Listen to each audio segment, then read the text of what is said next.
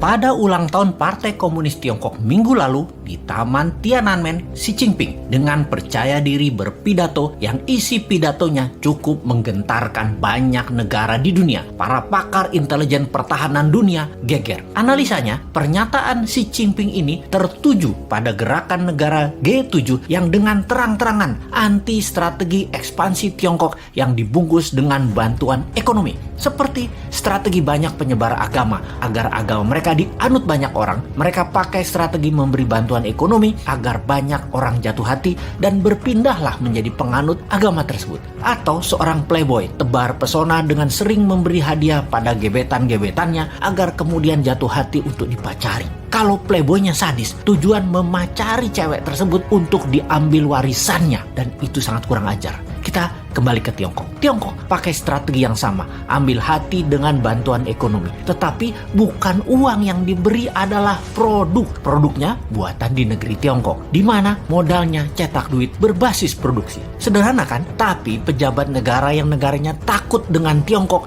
dipasang doktrin bahwa kalau cetak uang itu akan inflasi negaramu. Wis, sakarepmu bos. Ingat, jabatan ada batasnya, ilmu juga ada batasnya. Hanya kebodohan yang ada batasnya. Nanti New Mind pakai strategi sama, memberi. Kalau sekarang kita lanjut dengan G7 yang anti strategi Tiongkok dan akan mempunyai program B3W yang menyediakan anggaran 10 kali anggaran Tiongkok ekspansi ke luar negeri. Kalau New Mind jadi, kita nggak pakai keduanya, kita main sendiri. Wis, pinter kalau urusan dalam negerinya. Ke luar negerinya, kedua pihak G7 dan Tiongkok kita mainkan. Lalu Xi Jinping mengatakan akan melakukan 3 hal. Memenggal kepala negara yang melawan dan membuli dan membuat masalah dengan Tiongkok. Tiongkok akan membangun 100 silo. Silo adalah tempat peluncuran nuklir warhead roket. Kemudian akan mengambil secara utuh kembali, yaitu Taiwan, Macau, dan Hong Kong. Ini agresi militer niatnya. Biden, pemimpin Amerika,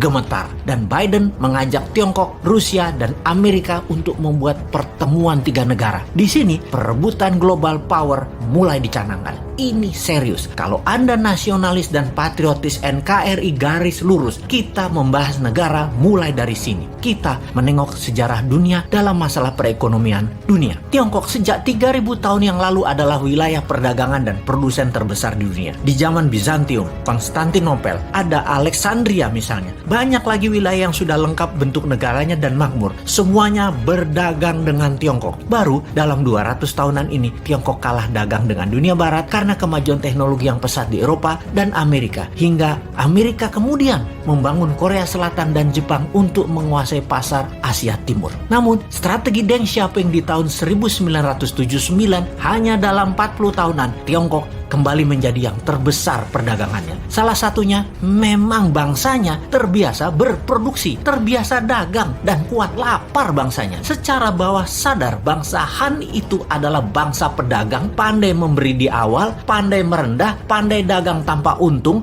yang penting pembeli untung dulu, pandai putar uang, dan jago dalam kesehatan alami biomedisin tradisional ala timur. Secara ekonomi dan kesehatan memang di nomor 1 dan 2 kan, baru makanan. Mereka itu jago makan. Makanan mereka enak-enak. Secara dasar kehidupan, pola pikir bawah sadar mereka ya happy-happy dan kerja keras. Work hard, play hard. Jangan kayak di negara tetangga, banyak yang work soft, no play. Ai mate dah lu.